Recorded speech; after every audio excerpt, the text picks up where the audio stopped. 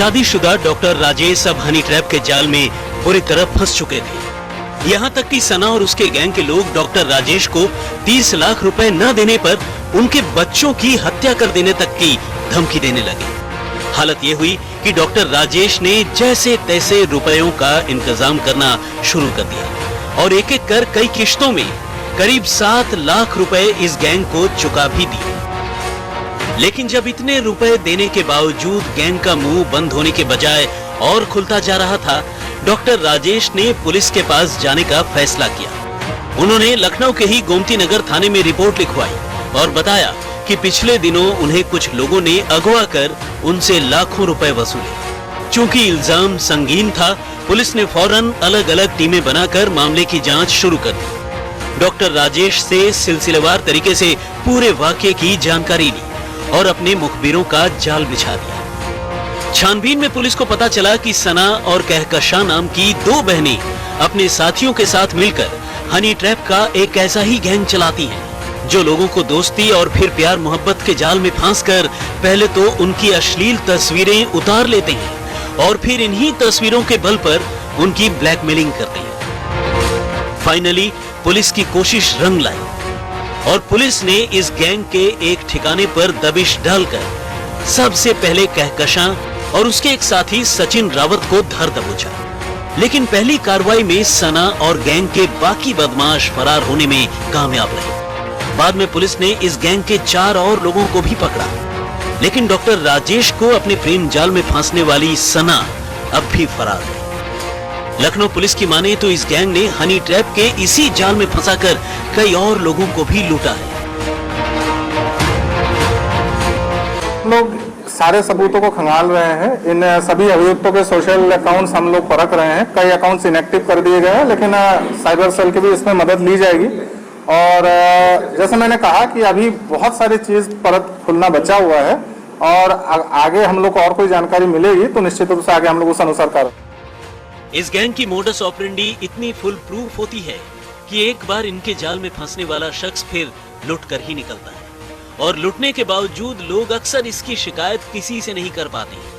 Gang के लोग doctor, professionals, businessman, builder जैसे अमीर लोगों को ही टारगेट करते थे। ज्यादातर मामलों में उनका शिकार शादीशुदा लोग होते थे जिन्हें ब्लैकमेल करना आसान होता था। गैंग की लड़कियां पहले ऐसे लोगों से दोस्ती करती थी और फिर उन्हें अपने ठिकाने पर बुलाती थी। गैंग के ठिकाने पर बाकी लोग पहले ही खुफिया कैमरे और दूसरे इंतजाम के साथ तैयार रहते थे।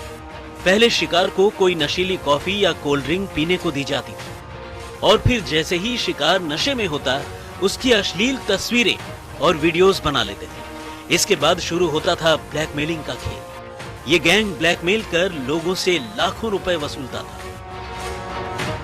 फिलहाल पुलिस को अपनी छानबीन में यह भी पता चला है कि इस गैंग के लोगों का ताल्लुक कुछ सेक्स रैकेट चलाने वाले धंधेबाजों से भी है। पुलिस ने तफ्तीश में पता किया है कि गैंग की मास्टरमाइंड सना और उसका पति आदिल पुराने खिलाड़ी हैं। आदिल पुराने लखनऊ का रहने वाला है और सेक्स रैकेट चलाने वाले दीवान का गुर्गा रहा है। इस गैंग ने न सिर्फ लखनऊ में बल्कि पुणे, जयपुर, उदयपुर और दिल्ली समेत कई बड़े शहरों में अमीरों को फांसकर उनसे लाखों रुपए लूटे हैं। गैंग के लोग अक्सर अपने शिकार को लूटने के बाद कुछ महीनों के लिए अपना पता ठिकाना बदल लिया करते थे। जोधपुर पुलिस की गिरफ्त में आए ये लोग अगर पकड़ में नहीं आते तो आकांक्षा जैन के 16 लाख रुपयों का क्या होता, ये कोई नहीं जानता।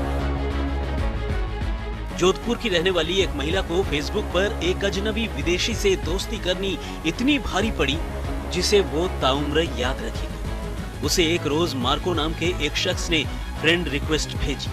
उसने खुद को यूके का रहने वाला बताया और ये ऑफर दिया कि वो आकांक्षा को यूके से एक गिफ्ट भेजना चाहता है। आकांक्षा ने मना भी किया, लेकिन मार्को ने वो गिफ्ट भेज दिया।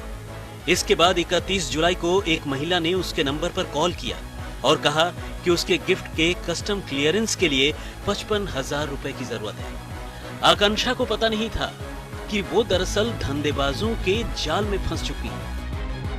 इसके बाद उसी नंबर से उसे फिर कॉल आया, जिसमें बताया गया कि उसके भेजे गए पार्सल में 30,000 पाउंड हैं, जो एक गैर कानूनी तरीका है और ऐसे में कानूनी कार्रवाई का खतरा बना है। आरबीआई उस पर नकेल कस सकती है और तो और इसके लिए जालसाजों ने उन्हें आरबीआई की तरफ से फर्जी ईमेल भी भेजा और तब गिरफ्तारी और कानूनी कार्रवाई के डर से आकांक्षा ने अपने अलग अलग खातों से अजनबी दोस्त के गिफ्ट के लिए कस्टम वालों को कुल 16,26,000 रुपए दिए। लेकिन इसके बाद न तो गिफ्ट मिला, न मार्को और न ही फोन करने वाले। फिलहाल 4 लोग अरेस्ट किया है, 2 पुरुष हैं 2 महिला हैं और ये फर्जी खाते खोलते हैं और उन फर्जी खातों का इस्तेमाल ऑनलाइन ठगी से लोगों से रुपया जो आता है उसमें ये डलवा देते हैं। असल में ये ठगी का वो ऑनलाइन तरीका था जिसके जाल में फांसकर ठगों ने अपना काम पूरा कर लिया। जैन परिवार ने पुलिस में शिकायत दी और तब चौपासनी हाउसिंग बोर्ड थाने की पुलिस ने मामले की जांच करते हुए फोन नंबर और दूसरी जानकारियों के सहारे ठगों को ढूंढ निकाला। इनमें 2 महिलाओं समेत कुल 4 लोग शामिल हैं जो मुंबई में रहते हैं और इसी तरह फर्जी आईडी बनाकर लोगों से ऑनलाइन ठगी किया करते थे। इनमें न तो कोई मार्को है और न ही कोई कस्टम